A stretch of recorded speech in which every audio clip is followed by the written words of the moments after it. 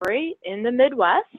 And we're really happy to be here today providing this opportunity to everyone to participate in this webinar. So one of the things before I get into any of the content today, I just want to take a few moments to ground everybody and why we're here. So the Minnesota Department of Education asked REL Midwest to partner with them to really help support the work that's going on locally in terms of the implementation of World's Best Workforce. In a way, it was an opportunity for the Minnesota Department of Education to really support the continuous improvement efforts that are ongoing locally, and to also demonstrate some of the collaboration that we know World's Best Workforce is asking you all to do. So it was a really great way for the Department of Education to really practice kind of that notion of the collaboration and that continuous improvement. And so in that vein, today's conversation and today's webinar is really going to be focused on kind of two sections, and I'll get to this in a little bit more information in a moment. But just to ground everybody before anyone has burning questions, just really what we're going to be covering today at the beginning of our conversation is really going to be a review of what the World's Best Workforce is.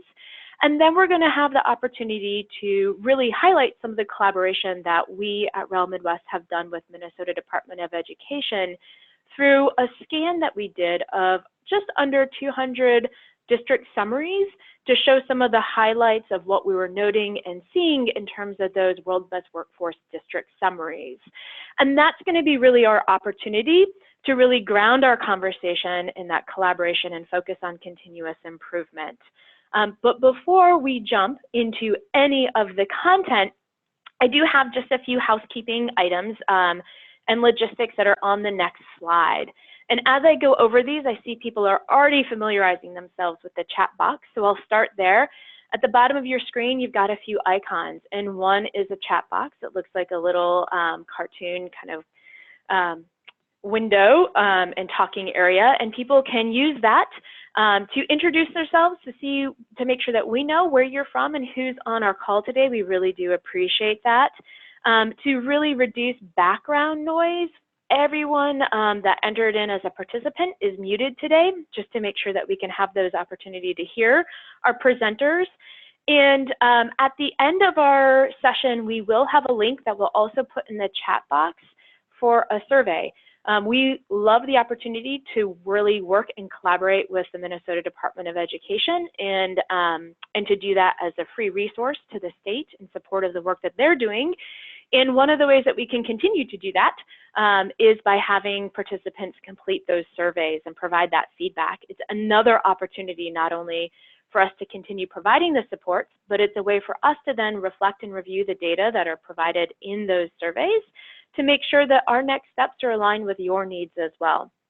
And then one final note is that one of the other icons that you'll see at the bottom of your screen is related to closed captioning.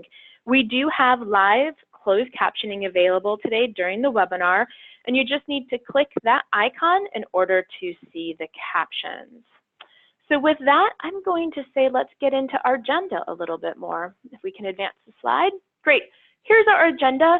As I said, we're going to really start off by providing an overview of what the World's Best Workforce is and kind of that overview and use that to make sure that we all are on the same page of understanding the goals and the outcomes and what that legislation is really working towards. And once we've done that, we will be able to switch into really sharing some of the highlights that we noted from our scan.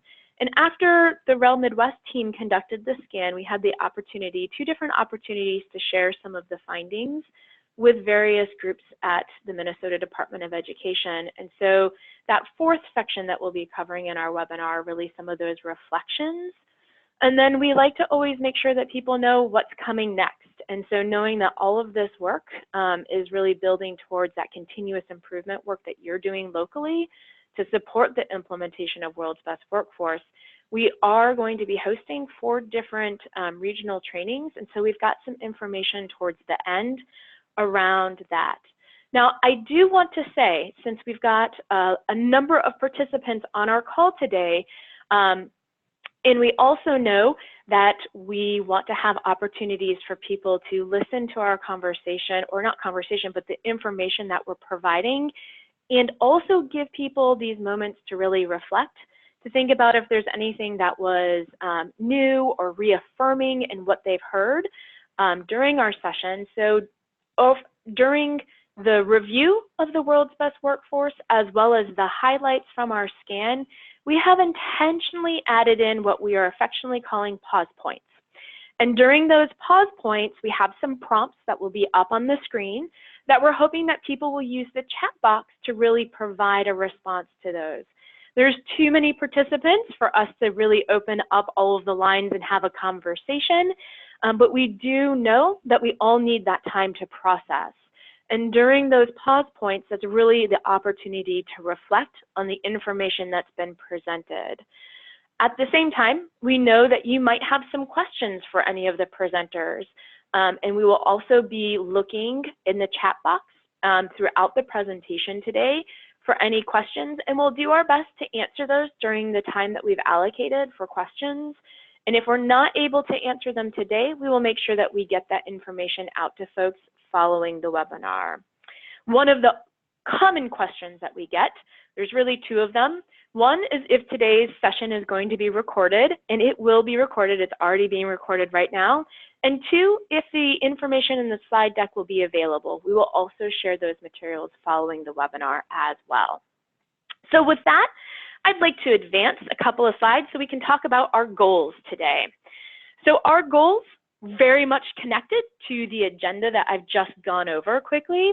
So we really want to make sure that there's a common understanding of what the world's best workforce is, specifically the goals, the requirements, and some of those key timelines. So we're going to be kicking it off with that. And in fact, we're really lucky to have two people from the Minnesota Department of Education who will be presenting that information today to you, and I'll introduce them in just a moment. Following that, we'll quickly transition after a pause point to kind of do that reflection opportunity. Then we'll talk about some of those highlights that we noted in our scan and talk about that scan a little bit to everybody on the call today. And then we'll close out by really setting the stage for the upcoming regional trainings and talking about what we're going to be doing. So as we think about this webinar today, you'll see in that first item on the goals, it's the nuts and bolts. So the what about the world's best workforce. The regional training is really going to get to the how. How are people implementing it? We'll talk more about that throughout our time today. And then I want to just transition to our next slide that talks about our presenters. I'm not going to go over everybody, but it's really easy. My name's Jenny Scala. We have three Jennifer derivatives presenting today, and then our colleagues from the Minnesota Department of Education also both have the first name starting with the letter S. So we've got our S's and our J's, and we'll all be presenting and sharing information throughout our session. And so with that, I'm going to hand it over to Susan and Stephanie at the Minnesota Department of Education. Go ahead. Great, thank you, Jenny. This is Stephanie Graff, Chief Accountability Officer at the Minnesota Department of Education, as Jenny had mentioned, and I'm just so pleased to be here with all of you today. It looks like we have 89 participants logged in, which I think is just awesome and phenomenal. So again, thanks for taking time out of your busy schedules to join us. I first just want to say thanks to the Midwest REL and Jenny and the whole team for being such great partners in this work and doing this thorough analysis of a representative sample of our world's best workforce summaries and really lifting out for districts and for us information on common themes, practices, successes, and challenges that you're seeing, and really with an eye towards helping us continue to refine and build and develop and deepen our supports around world's best workforce, really focused on continuous improvement, as Jenny had said, and on equity and making sure every single, we're meeting the needs of every single student. So as many of you on the line know, Minnesota set new, really ambitious, aggressive goals under our Every Student Succeeds Act state plan. Many of these goals are aligned with the world's best workforce goals that's in state legislation. Making progress towards these goals is going to take rolling up our sleeves, all hands on deck, and really doing this work in partnership and in collaboration. So Susan's going to take some time to go through the law. Midwest REL is going to be able to share many of those findings, but I just wanted to say, please know that we're here to support you. We're here to partner with you, and we're here to be thought partners, right, in the work, and really doing this alongside you. And so whether that means, you know, picking up the phone or sending us an email about the feedback that you received yesterday. All districts received their summary feedback sent from Commissioner Caselius with your finalized rubric that our reviewers on our end completed. If you have questions or want to dive into some of that feedback, we're happy to do that. We know we won't have time to dive into a lot of that today, but happy to have one-on-one or small group conversations around some of that feedback. We know as we pivot into next year, there will be more opportunities for us to go deeper with some districts around World's Best Workforce as we continue to coordinate our support under the Every Student Succeeds Act and the state World's Best Workforce law. We are already thinking about networking opportunities and how to better share ideas and practices across district lines, holding some regional meetings in May.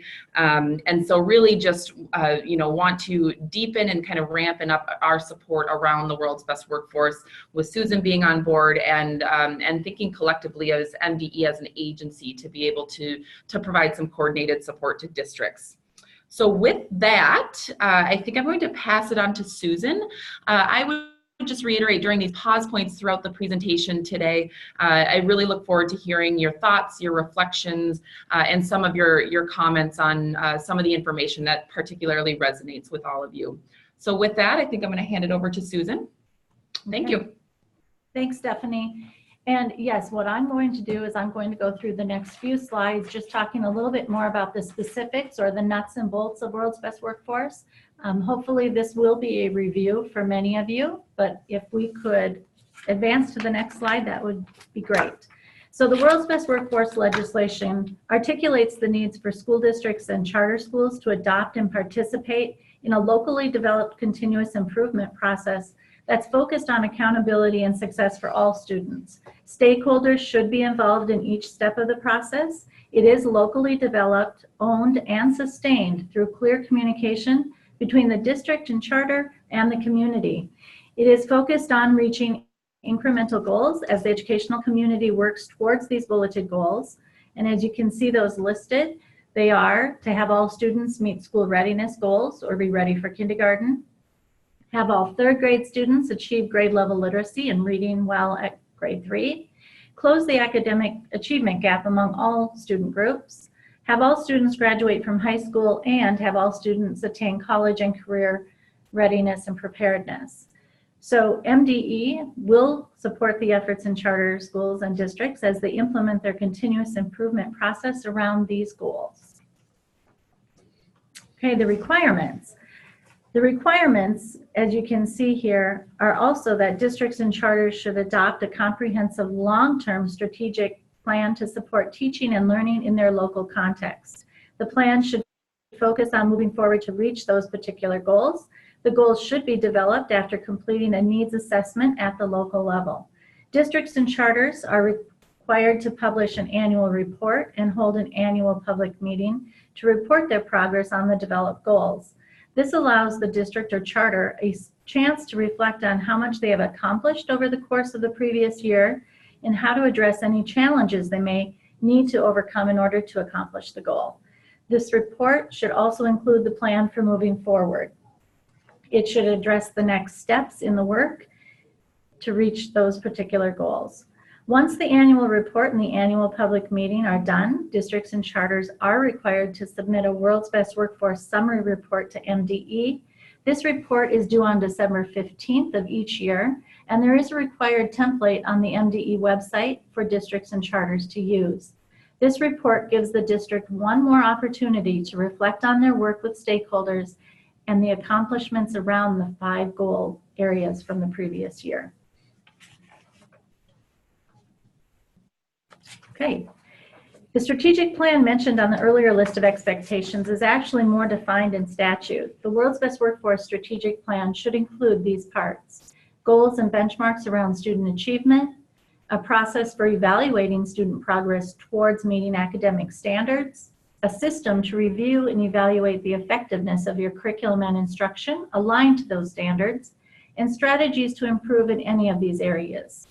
Developing this plan is also an opportunity for districts and charters to keep stakeholders informed on how important these connections are for creating positive outcomes for all students. It's another chance to build their capacity and understanding around effective instruction and a curriculum review process focused on student learning. Okay, next slide. The strategic plan should also include a clear description of practices that integrate high quality instruction, a rigorous curriculum, technology, and a collaborative professional culture. The collaborative efforts should focus on improving teacher quality, performance, and effectiveness. This description should also connect how these items will improve student achievement over time. The plan should include a process used to examine the equitable distribution of teachers and strategies to ensure that low-income and minority children are not taught at higher rates by inexperienced, ineffective, or out-of-field teachers. It is important for all districts and charters to have conversations around this topic on an annual basis and implement strategies to address any needs that surface in that conversation. This area has been a challenge for many districts and charters since the World's Best Workforce legislation was introduced. MDE is aware of this need and is currently developing a process to guide districts in moving forward in this area. This resource should be available or will be available to all in the fall of 2018. ESSA also has requirements around reporting local data in this area. We are considering asking for assurances in this area as part of the World's Best Workforce summary template next year. And as a final expectation, the strategic plan should include an annual budget for continuing to implement the work to move this plan forward from year to year.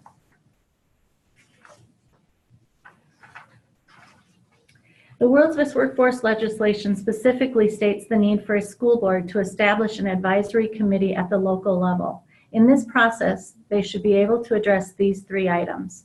Number one, they should ensure that the advisory board represents the diversity of the district and its school sites. Number two, it ensures the community voice and stakeholders are involved in the development and review of the plan on a routine basis. And they need to develop a process that clearly articulates the path for this advisory board to make recommendations directly to the school board. Stakeholder engagement is also an important part of World's Best Workforce. Stakeholders should be involved in this entire process, from developing the plan to having the annual report shared. They should actually be invited to attend the annual public meeting where the district or charter shares the annual report and the progress that has been made in the previous year. This report should also include the plan with detailed next steps for moving forward.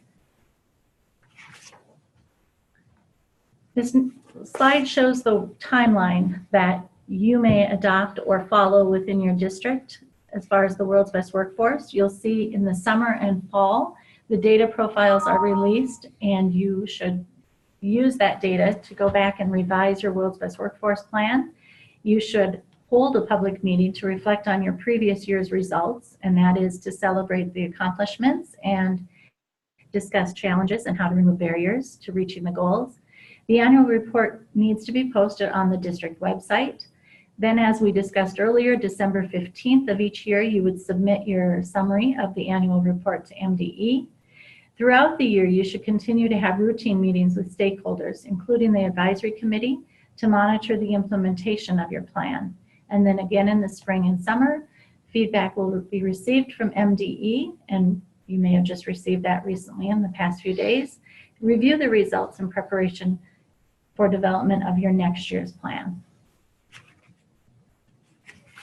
Here are some key dates. December 15th, once again, as the summary report is due to MDE. January 25th, we are required to submit a legislative report to the legislation. And this year, what we actually did, we had 482 summary reports received.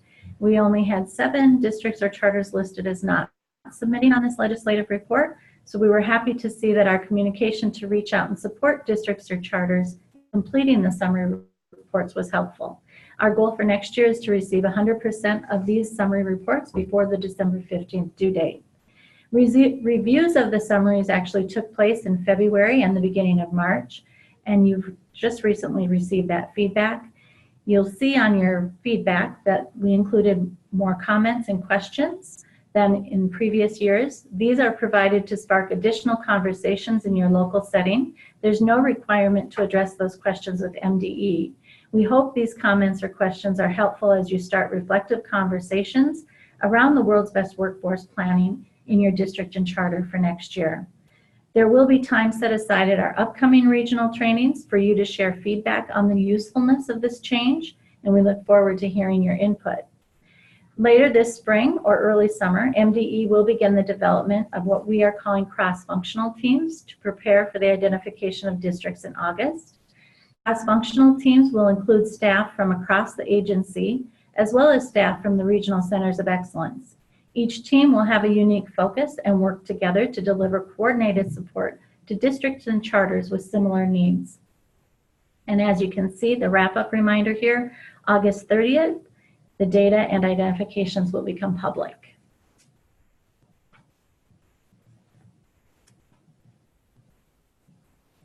So I think at this point, we're going to hand it back to Jenny. Great. Thanks, Susan and Stephanie. I really appreciate that overview.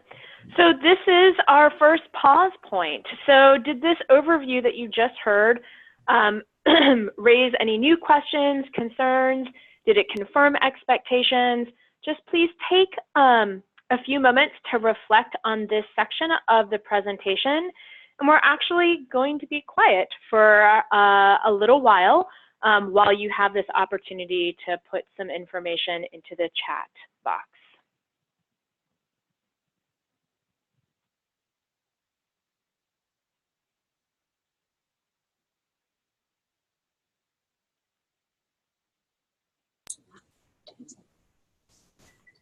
Great, and thank you for the people that are adding in their reflections right now. We appreciate that.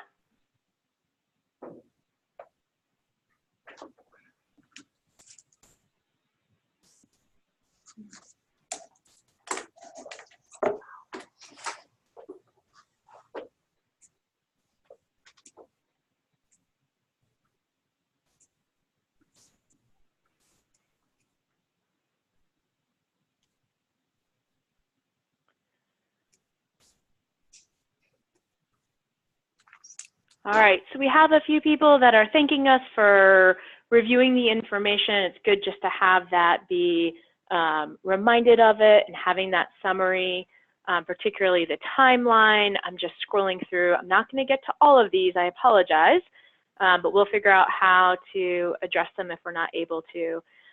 Susan and Stephanie, there are a few questions in here that I want to see if you want to either answer now or figure out how and when to answer. One is reflecting that one of the pieces of information that was new was around the budget implications, and was wondering if that had been part of the expectations previously in the past, or is that a new addition? Yeah, absolutely. Thanks for those questions. Actually, that was a part of the original World's Best Workforce legislation that was passed in 2013. So there's nothing that has changed from a legislative standpoint there. And really, the intent there is that there is dedication of resources and identification of resources that will be used comprehensively to support the 5 areas of World's Best Workforce. So really thinking about what resources does the district have in place that can be leveraged to implement implement the plan that the school board has adopted under the World's Best Workforce. So, but from a general standpoint, to answer that question without getting into some of the specifics, it's not new. That's been around. Now, we don't collect anything in our summary around the budget, so maybe that is a reason why people thought it wasn't a part of the World's Best Workforce plan. Nor do I envision for all districts that we would move towards collecting the information around the annual budget, but this is a part of what is in your World's Best Workforce plan, how the plan is resourced and communicated at a local level, not necessarily submitted to MDE in the summary. Great. And a few more questions. One is noting that a district has a goal of graduating 100% of the students from high school, and they're likely going to miss the goal more than making it. And does not meeting the goal adversely affect the district? So thank you for the question. I'm not sure I completely have all of the context that might be needed here. But we want for our goals to be strategic in nature, right? And of course, ambitious and attainable. And if 100% is a strategic and ambitious and attainable kind of SMART goal for a charter school or a district, then that's great. If not, other districts have thought about where is your starting point, and then realistically, how much would you expect or anticipate or stretch yourselves to grow in a one-year period or a multi-year period. You would indicate goal not met in your reporting to MDE. MDE, and I'm seeing some positive feedback about our use of kind of coaching questions in our feedback. MDE may have some questions based on where the district started, if 100% is a strategic, kind of attainable, right, realistic SMART goal. But as far as adversely affecting you, I definitely would say no. This is really about, again, the spirit of continuous improvement. It's about knowing where you're at and as a team and as a district pushing to get better. So there is no adverse effect or any, from MDE's perspective, negative consequence for setting a 100% goal that is SMART given your context and not necessarily meeting it. You're just indicating we are at 100% and we didn't make it.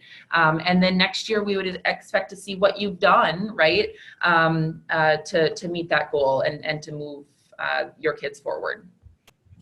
Great. And one other question, and then I'm gonna probably move us on. This question is really wanting to know if the goals of the World's Best Workforce are going to change at all based off of the approved state ESSA plan.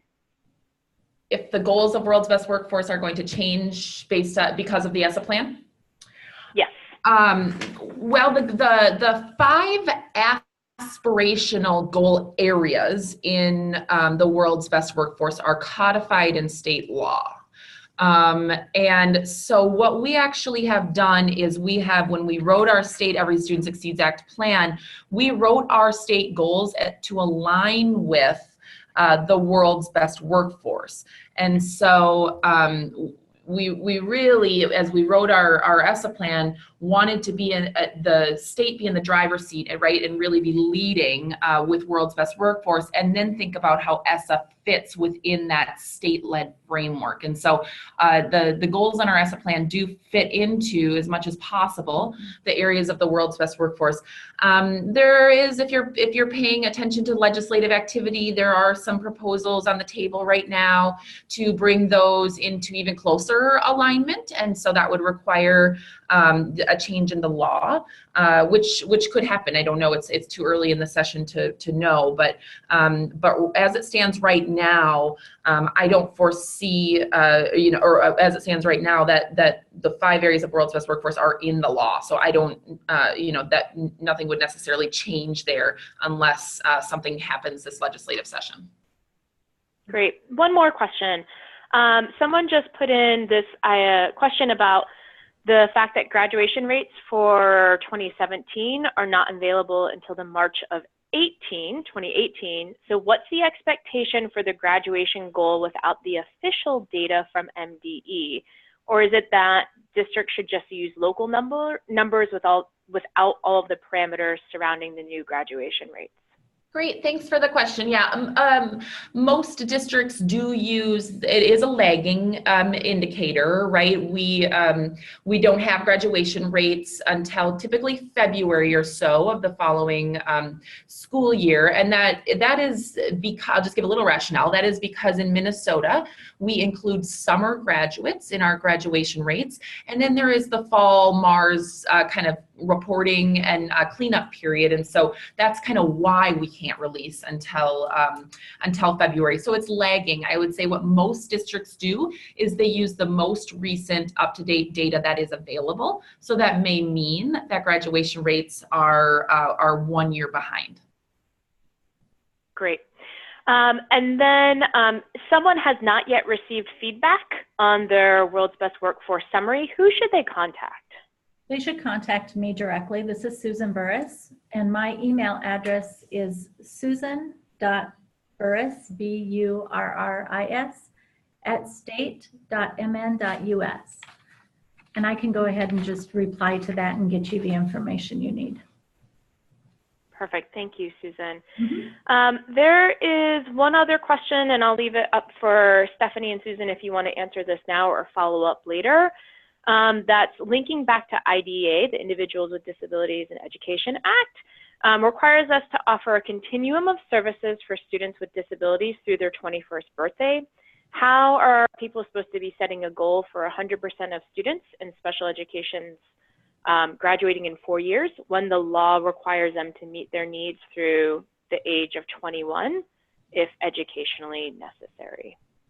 Thank you. Yeah, this is one that comes up a lot. And this is actually a reason why we now are reporting and including in our accountability system a 7-year graduation rate. So what this does is it gives some students, at-risk students, our new to country students that are SLIFE or students with limited or interrupted formal education, and to your point, thanks Andrea for this question, special education students that receive transition services and are entitled per their IEP to receive an education under IDEA, of course, until age 21. So that shift to the 7-year graduation rate is actually beneficial because it would be able to count those students that do stick around in transition services until 21.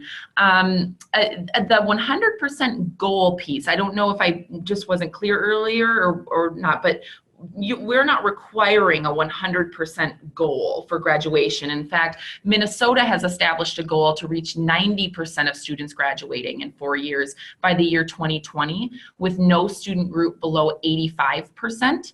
And so given where your local district is at with your graduation rates, and again, by student group, you would then establish your goal that is SMART. So it's strategic, right? And it's measurable and it's attainable. It's realistic and time bound, but it does not have to be at 100%. And so you would want to take into consideration your context and the population you serve to establish a goal that makes the most sense for you. Again, our state goal is 90% by 2020 with no student group below 85%. Great. Thank you, Stephanie. All right. So with that, I'm going to transition it back to Jennifer. I see that there's some more questions coming in. We will flag those and we will have another pause point so we can circle back to questions and other reflections during those times. So Jennifer, go ahead. Okay, hello everybody. Again, this is one of the Jennifers from the REL Midwest team. And we are going to transition now from World's Best Workforce Goals and Expectations to provide some highlights from a review that the REL Midwest team did of the 2015-16 Minnesota World's Best Workforce School District Summary Reports. So the REL Midwest team review of school district summary reports had a couple of key goals.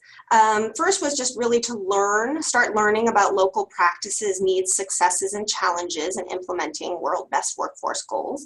And the second was really to reflect on these learnings to inform MD's support of districts' World's Best Workforce implementation efforts, to guide TA efforts, and ultimately to help increase the capacity of districts to implement their plans. But right now, what we are sharing with you are some of the very high-level findings from our review of the district summary reports. And later on, we'll be talking a bit more about how this will feed into the upcoming regional training events.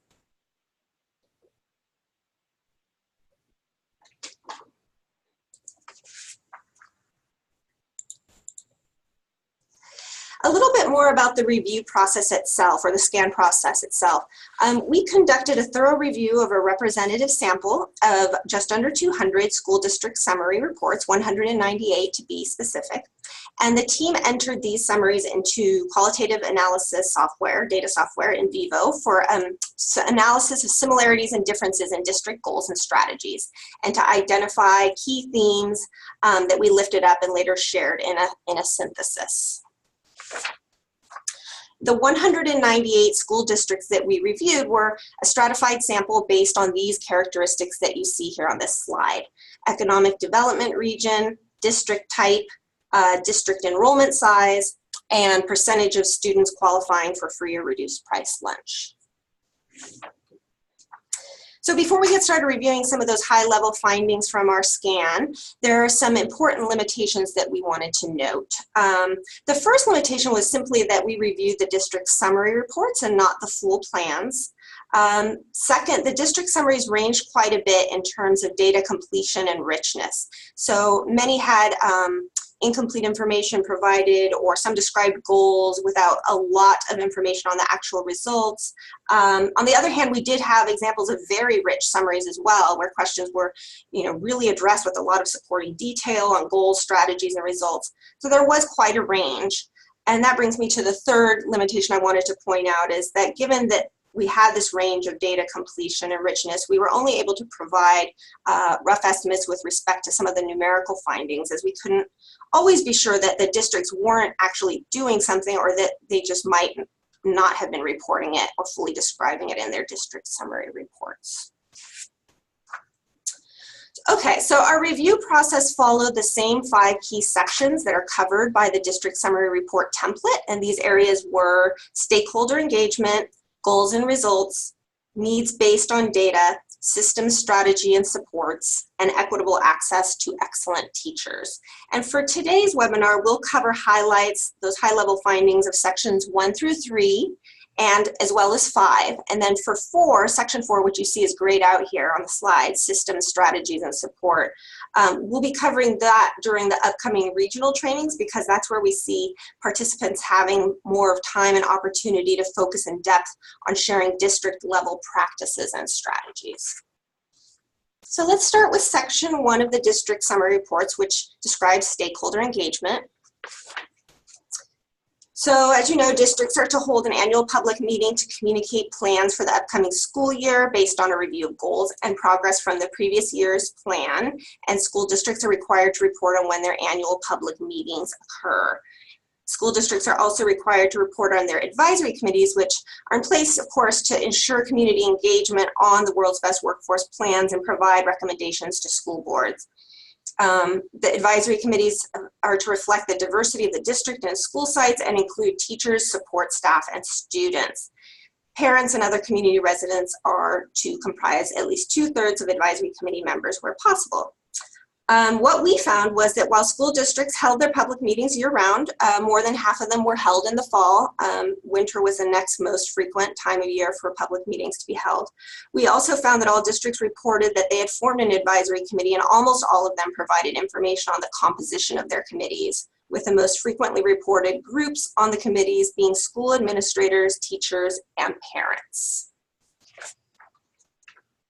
Brings us to section 2, which is district goals and results. Section 2 has, of course, 5 sub-goals that you see listed here. All students are ready for kindergarten. All students in 3rd grade are achieving grade level literacy. Close the achievement gaps. all students are career and college ready, and all students graduate. We're going to look at each of these a bit in turn. So again, sub-goal 2A is on school readiness. We found in our review that districts define school readiness in a variety of ways. Some districts really defined readiness as the achievement of a set of skills and competencies in children. Others defined it as an attainment of social and emotional learning skills. The following were the most common skills and expectations that districts identified in their summaries. One being language and literacy skills, defined as lower and uppercase letter recognition, picture naming, rhyming, alliteration, and short and long vowel sounds. Then we had math skills, defined as counting, naming, and identifying numbers and shapes.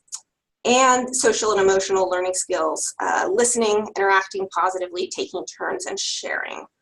A smaller number of districts identified 2 additional expectations, including enrollment in preschool and participation of parents in education classes. And just a reminder or note here that MDE's Early Learning Division has a guidance document with sample school readiness goals and measures, and you can find that on the MDE website. That brings us to sub-goal 2B, which is on grade level literacy for students in 3rd grade. And districts define their goals for achieving grade level literacy in one or both of the following ways.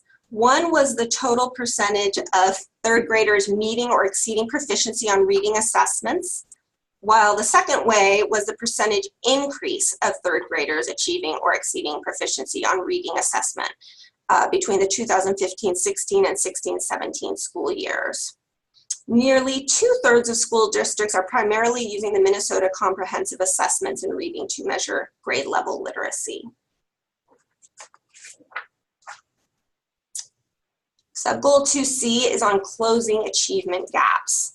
Among the districts that reported goals for closing the achievement gap, just over half reported goals for closing this gap for all students without mention of specific subgroups. So for example, increasing test scores on state accountability tests, such as the Minnesota Comprehensive Assessments, while just under half identified goals for closing the gap for specific subgroups, most commonly being free and reduced price lunch students, special education students, students from a specific race or ethnicity, and English learner students. And to measure their progress in this goal area, about half of districts were using the Minnesota Comprehensive Assessments. Others that were mentioned were MAP, the MDE growth model, multiple measure rating system, and the graduation rate.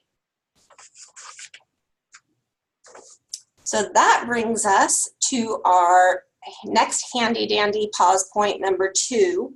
And we're pausing here to really ask again how the findings that we just went over, high level findings we just went over on stakeholder engagement, school readiness, or the achievement gap really resonate with your experience, and whether you had any thoughts and reflections that you would like to share.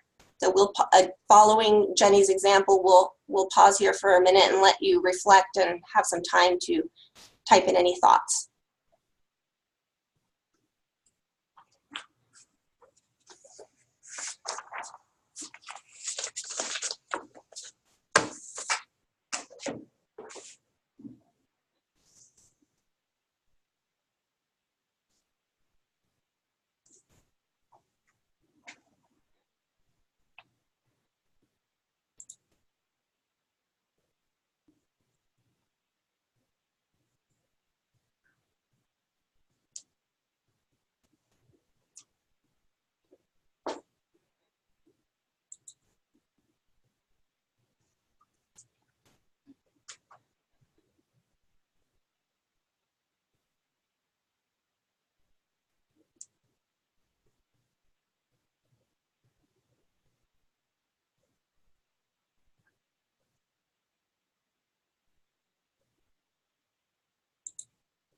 And preliminarily, it looks like some of these questions also might be geared towards MDE. For example, there was a question about MDE's preference with regard to, where was that question? Sorry, I'm scrolling through the questions. Oh, top ways schools reported information related to the goal areas or sections that we talked about. MDE have a preference. And not being familiar with the MDE growth model, where can one find more information about this? And can you provide a link to the guiding documents for kindergarten readiness goals? Oh, right. So that was the one we talked about being on the MDE website. And I think we can certainly make a specific link available.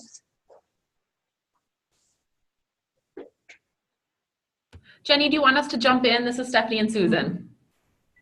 Please. Okay, I wasn't I wasn't sure. There's so Susan and I just provided the link, and I apologize, but it's a pretty long hyperlink. But that goes straight to we sent it to all participants.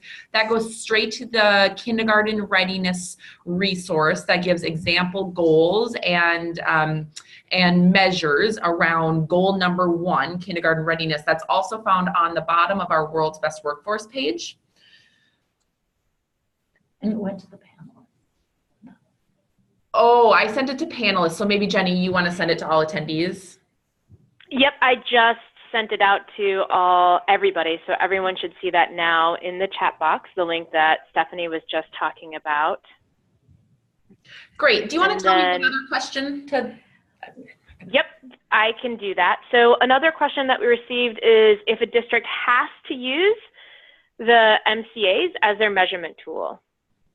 Great. Yep. Thanks.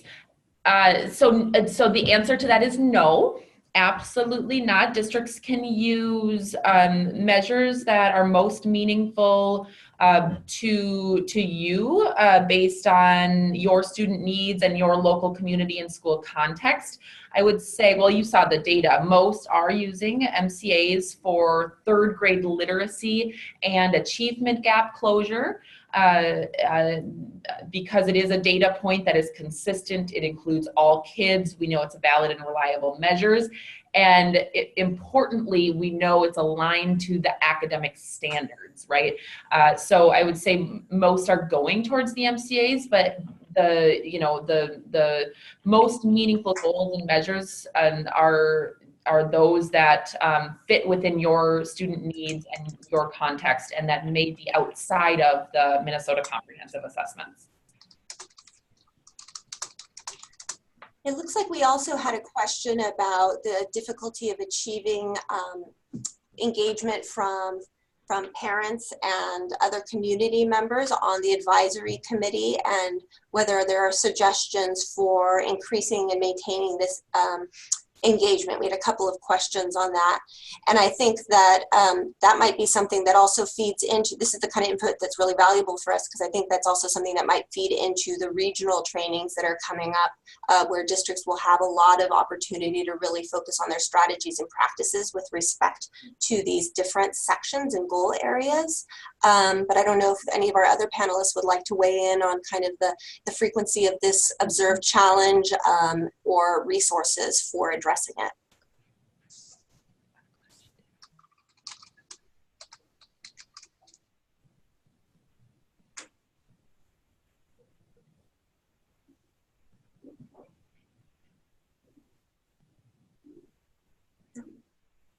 Okay, well, so what other questions are coming in?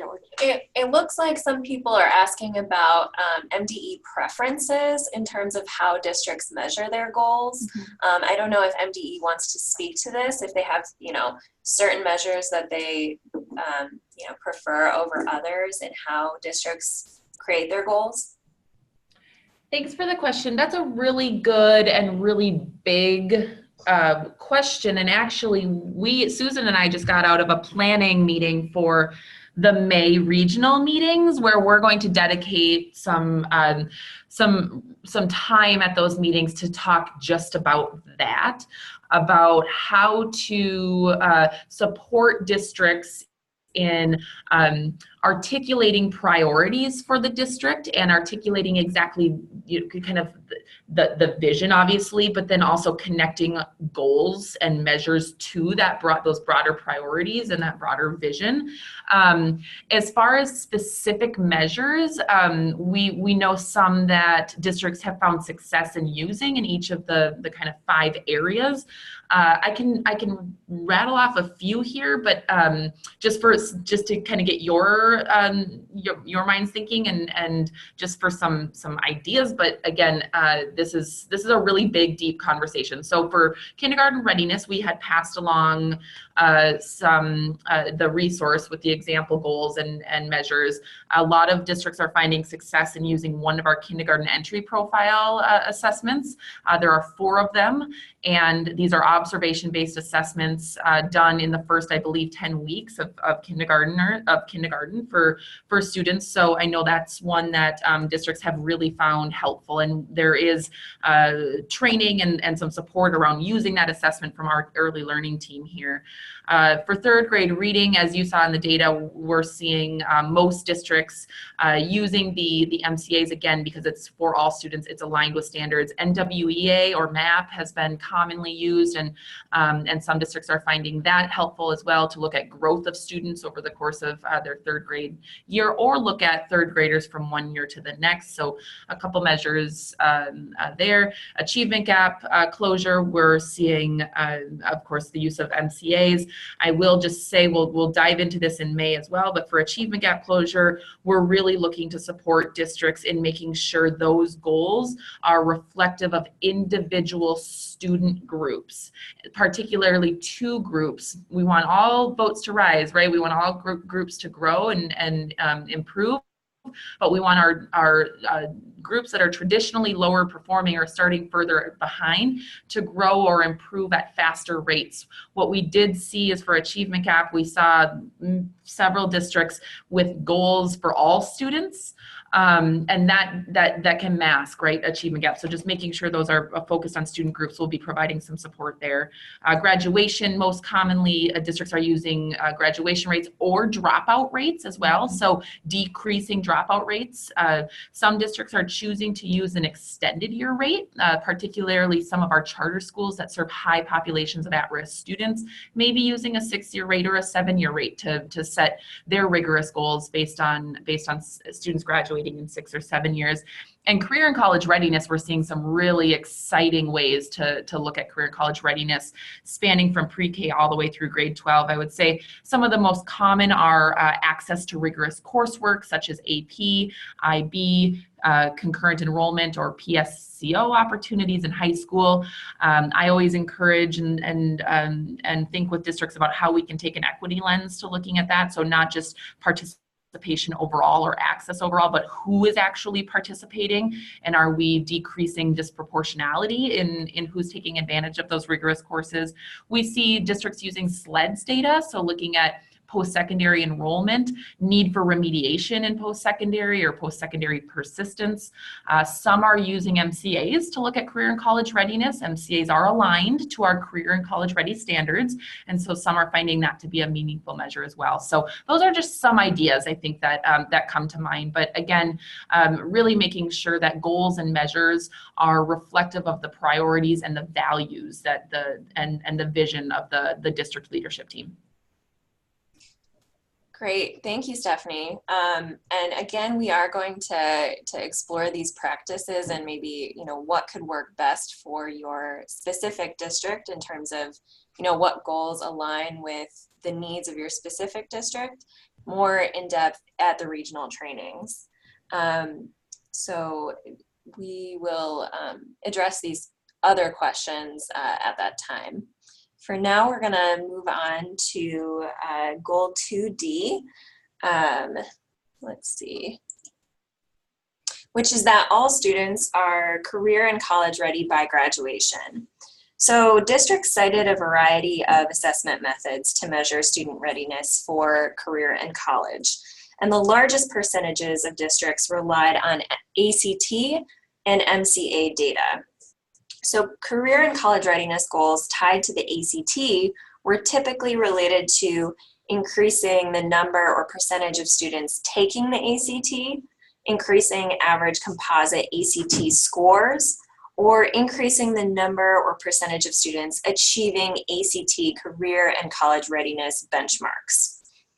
Career and college readiness goals tied to the MCA were typically related to increasing the percentage of students reaching math proficiency levels or increasing the percentage of students reaching reading proficiency levels.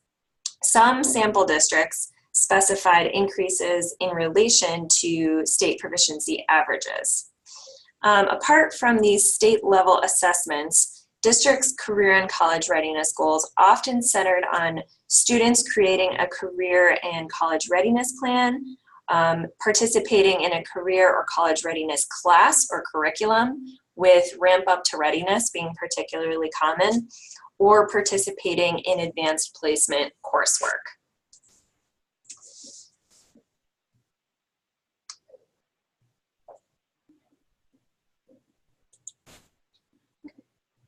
Okay, so next we have goal 2E, which is that all students graduate from high school. Not surprisingly, the majority of districts that provided information for this goal reported using their district's high school graduation rates to measure this goal. A few other measures cited by districts included benchmark scores on ACT subject area tests, student attendance, or other kind of indicators that might be aligned with high school graduation. Districts ranged on their graduation goals from as low as 60% to as high as 100%, and 100% was the most commonly reported goal. All but 2 districts that provided these data reported that they expected an increase in graduation rates from the previous year, and the exceptions were 2 districts that they said they expect to maintain their graduation rate goals. Now moving on to section 3. School districts were asked to describe the key needs they identified at the start of the 2015 to 2016 school year, as well as the data sources that inform the identification of those needs. So the most common data source used by districts to identify needs was state accountability assessment data, primarily the MCAs. Districts also reported using non-state data sources to understand student needs, including local assessments and other data sources such as classroom teacher reports, behavior incidents, school culture data, graduation rates, and attendance data. The 2 most common specifically identified needs were reading and math. Examples of identified reading needs included increased programmatic opportunities in reading, increased staffing for reading intervention support, and improving data and tracking for reading proficiency. Examples of identified math needs include pinpointing specific math challenge areas such as algebra skills and targeted individual interventions, and addressing achievement gaps based on student subgroups such as free and reduced price lunch status. So as mentioned before, we're going to wait to cover our analysis of section 4 until the regional trainings, which will give us a little more time to explore and collaborate on specific strategies and practices. And as a reminder, this section asks districts to describe the process for assessing and evaluate student progress toward meeting state and local academic standards, as well as the process for disaggregating data by student group. Districts were also asked to describe systems for reviewing and evaluating the effectiveness of instruction, curriculum, teacher evaluations, and principal evaluations, and district practices around high-quality instruction and rigorous curriculum, which integrate technology and collaborative professional culture.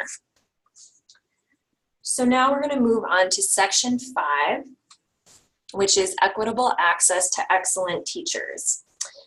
School districts were asked to describe how they review data to examine their equitable distribution of teachers, as well as how data are used to formulate strategies for ensuring this by low-income and minority students. So only 12 of the districts reviewed provided information specifically in section 5. And what they provided was mostly related to student demographics and teacher characteristics. So for teacher characteristics, that could be the percentage of those on continuing contracts, percentage with a master's degree, or the percentage of those who are out of field teachers. Now, about half of the sample districts included some information about reducing inequitable access to excellent teachers somewhere in their summaries, just not in section 5. Among all district summaries, not just those who completed section 5, about 1/3 indicated that they're using a teacher development or evaluation system to distribute teachers. A few districts indicated that they use student level data. So for example, free and reduced price lunch status, achievement data, and social emotional needs, paired with teacher level data. So for example, STAR data and years of teaching to distribute teachers.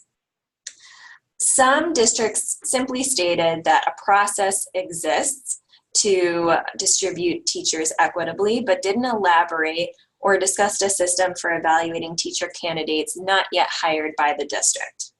And also, please note that MDE is working on a resource for this to support districts in their equitable access work. So MDE will provide more information about this resource soon. Okay, and that brings us to another pause point.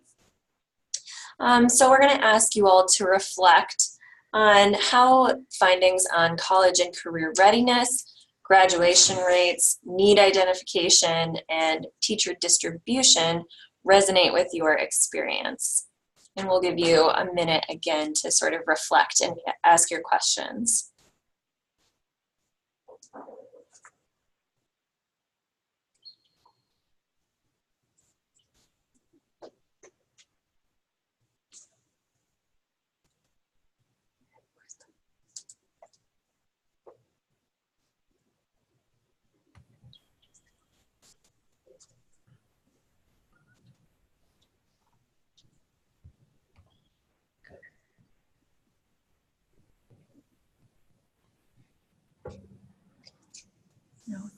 Okay, and it looks like we have a question here about continuous improvement process theory, and if there's going to be training for districts in the continuous improvement process.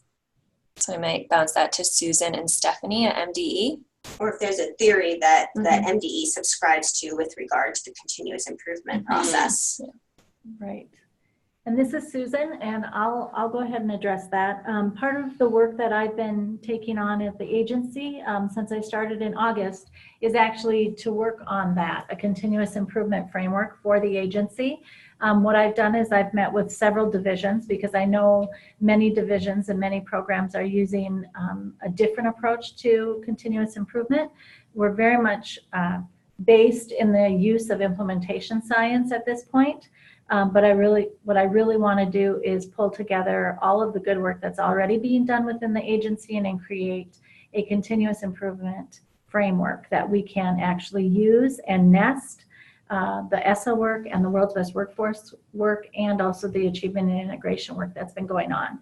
So over the course of the past few months, we have a core development team that actually makes up several staff from around the agency and a feedback group. We're developing a continuous improvement framework that we should have available and out in draft form for stakeholder feedback on sometime later this spring. The regional trainings that we do have coming up will have a little bit more information on that, and we'll actually be focusing on the continuous improvement process. Great. Thank you, Susan. It looks like we have another question. Can you clarify how grad rates at a continuing education center who service students from other districts are captured or quantified? And they're asking, does this data follow the student back to their home district, or is it accounted for in the district who hosts the CEC? Yeah, absolutely. I can answer that question. This is Stephanie. So it's actually a pretty straightforward answer. If you have a continuing education, I think center is what you called it. I assume this is some sort of area learning center that pulls in students from other districts. You receive funding, right, for those students. Those students are enrolled within your district, and those students would then count in your district graduation rates. Those students are essentially yours, right? They're served by your instructors. They're enrolled in your district. You're receiving funding for them. So they would count they would count in the district graduation rates. Great, thank you. And it looks like we have a number of attendees who are also, kind of reflecting on the difficulty they face with teacher distribution and equitable teacher distribution. So that's definitely an area that we'll follow up on in the regional training on, best practices and strategies. Yeah, and I think that was kind of flagged early on in our presentation as a kind of an area of need for sharing among districts and effective strategies. So that seems right in alignment with the earlier feedback. Mm-hmm. Absolutely. I would just add, this is Stephanie, this is a new area for World's Best Workforce. It's also in our Every Student Succeeds Act state plan. It is also in the achievement and integration legislation, more state legislation for our REL friends.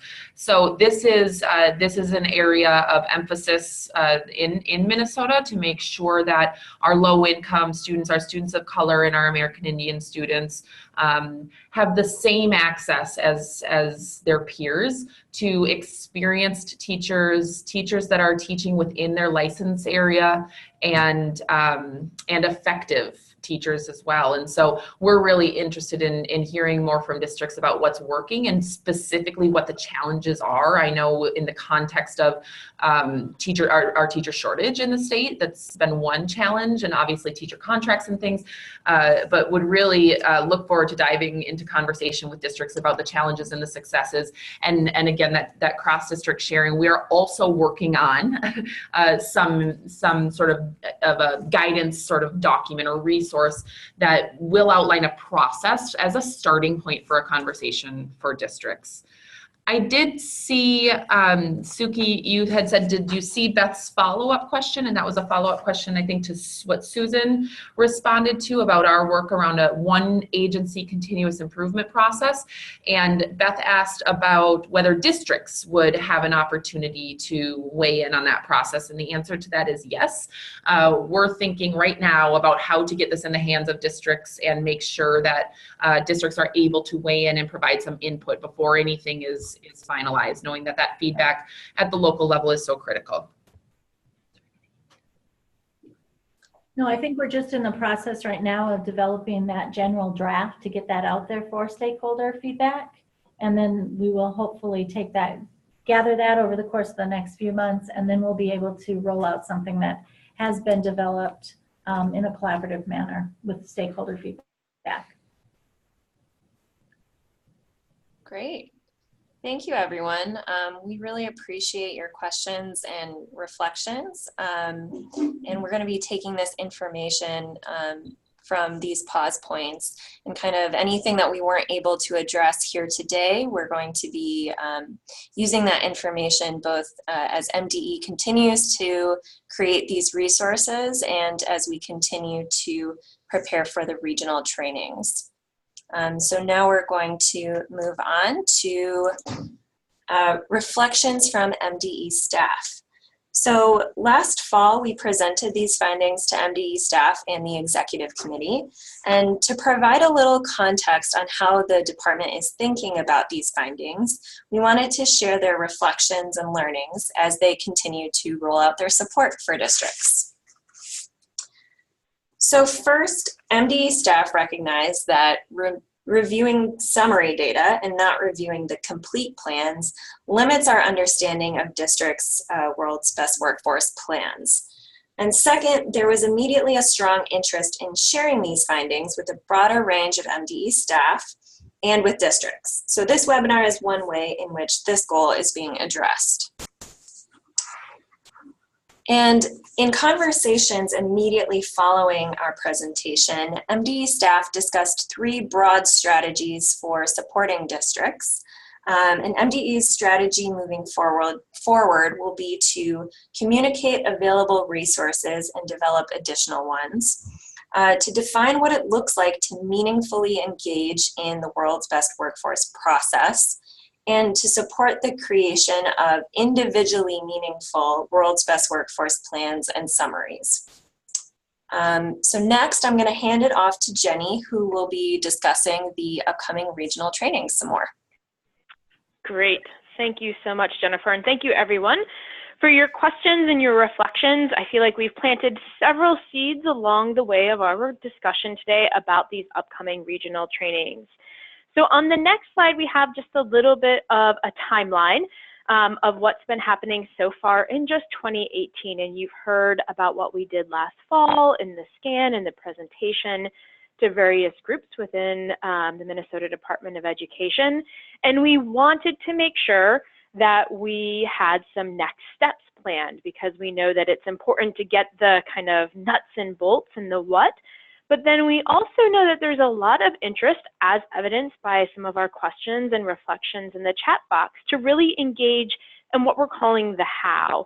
And that is also a way of really making sure that we're providing opportunity for groups and staff and team members to really share practices, some successes, some challenges, some areas that maybe you're trying something and you're going to see how it works, to get some feedback. And that's really where we're going to be spending our time on the regional training. And this next slide has some more specific goals. So knowing, as we started our session today, the notion that MDE and the REL Midwest really wants to make sure that we are providing opportunities to support the local stakeholder advisory groups to really engage in these conversations, we thought that these regional trainings could have 2 main goals in terms of really providing additional support. So that first one is really making sure that we're providing support in response to some of the issues that were raised during the scan, some of which we've talked about and some of which we'll go into deeper detail when we're together. But the high level information that the Jennifers just went over really kind of sets the stage for that.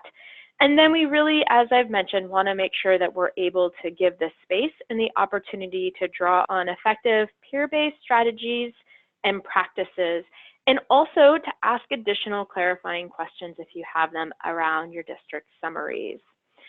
So what are the dates and where are those regional trainings going to be held? On the slide, you'll see that there are 4 dates that have been established along with locations. And those will hopefully be familiar for you, as well as seats available. Nothing like knowing how many available places and spaces there are for people to sign up. So there's, in the week of May 7th, there's one on May 7th at MDE. On the 8th, the next day, there's another one in Marshall at the Service Cooperative.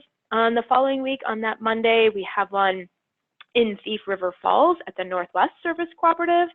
And then on the 16th, just another, in that same week, we have one in Startel at the Resource Training Solution. So at these regional trainings, we are asking actually and hoping that teams of 2 to 4 people who are engaged in your World's Best Workforce Plan participate. We really do want to have the opportunity to engage with multiple members within your team of people who are really working on implementation of various aspects. We will be really digging deeper, as we've said, around Section 4 in terms of the strategies and practices that people are using to achieve the goals that have been outlined in the World's Best Workforce. And so registration information is on a slide that we have later on, but it's also going to be shared in the next superintendent email that comes out towards the end of this month. So on the next slide, we're going to head into more of our wrapping up. I want to just, as we are getting into these final slides, see if you have any lingering questions that are burning questions that people might have. And then we're also, I'm going to ask my colleague Cora if you can cut and paste the survey link into the chat box for folks. I planted another seed early on that we would be asking people to take this survey. The survey link is here. We really value your feedback. This will also help us make sure that our regional trainings are really designed in a way that address your needs and try to make sure that we understand some of the questions that you might have coming into those sessions and make sure that they're really helpful and useful for you and really supporting your implementation work. So we'll get that survey link up in the chat box in just a moment. And the survey's brief. It's less than 5 minutes, so hopefully people can just get that and take that. And then the next slide has the information for if you don't want to wait for the superintendent's email that'll come out later this week. This is the link for how to go about registering for the regional trainings. And so make sure that you're able to mark those dates on the calendar for the ones that best fit you in terms of your location and region within this state. Great, thank you. So Cora has put up the quick survey link, and then we also will put up the registration information for you as well. And we'll pause to see if there's any other questions that come in.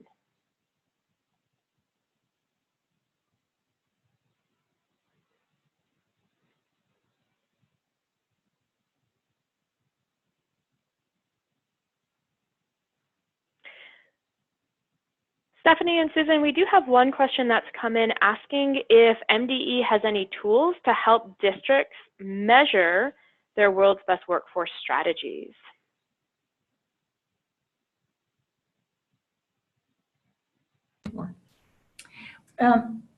This is Susan, and actually at this time, that's actually what we are developing as part of that continuous improvement process and the framework. What we are actually creating is a framework that starts with some guiding questions, leads to more specific questions that you can address, and then it goes to aligns with some tasks you can actually complete in order to create some action around the implementation, and then that will lead to resources. We are trying to create the framework so that the resources will be directly attached to the areas of the needs assessment and the continuous improvement process. So that will all be part of that framework we're developing at this time.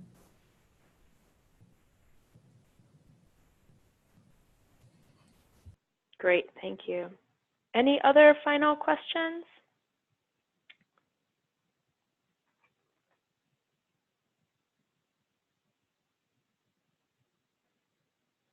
Knowing that we have a few minutes, if there's any feedback that you want to make sure is really important for you to make sure that we integrate and incorporate in those regional trainings, you can take a few moments and put that information into the chat box. Perhaps as you're filling out your survey or after you complete your survey, feel free to enter that into the chat box as well.